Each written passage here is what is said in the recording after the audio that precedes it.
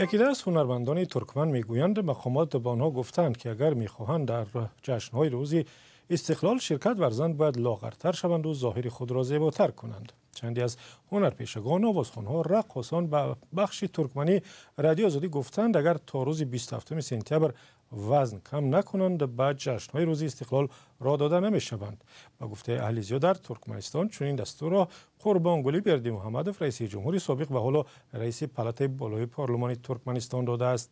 یک همصحبت رادیو آزادی همچنین گفته است که در برابر هنرمندان فربه به افراد نازک و لاغرندام هم دستور دادند که اندک وزن بگیرند.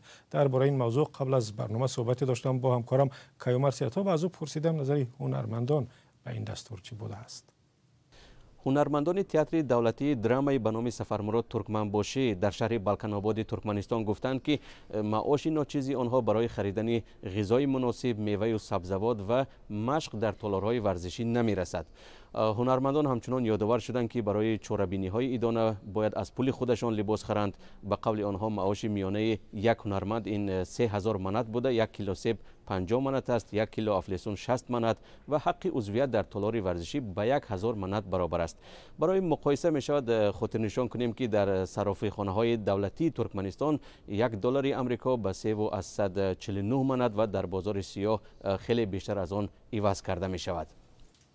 و این مسئله در کشورهای دیگر آسیای مرکزی از جمله در تاجیکستان هم بود که بعضی از افسران میلیسا را برای فربهی از کار جواب دادند. سوال دیگر از همکارم کیومرث سیاتا این بود که چرا در ترکمنستان مسئله تا به این حد رسیده است که فربهیان لاغر و لاغران فربه شوند. بله طاهر، در تاجیکستان در یک سال اخیر بنا به معلومات رسمی تقریبا 30 کارمند مقامات کارهای داخلی بنابر گرانوزنی یا که فربهی از کار رانده شده و بعد از کم کردن وزنشان فقط 13 نفر به کار برگشتند. چون که در نشست مطبوعاتی در وزارت کارهای داخلی گفتند که ظاهرا آنها خود را به معیار مطابق کردند. در ترکمنستان باشد قربانقلی بردیمحمدوف که پدر پرزیدنت حاضر این کشور سردار بردیمحمدوف می باشد عاشق ورزش و طرز حیات سالم است. هر ماه اپریل در ترکمنستان خودکامه ماه سلامتی و خوشبختی برگزار شده و کارمندان دولتی و دانشجویان مجبور هستند که در چاره‌بینی های دستجمعی ورزشی و راهپیمایی ها شرکت کنند. در این کشور سرشار از مواد سوخت ولی بسیار پوشیده، بسیاری ها اصلا خود را خوشبخت نمی شمارند و به سیاست های شدید دولت، رشوه ستانی و کمبغلی اشاره می کنند.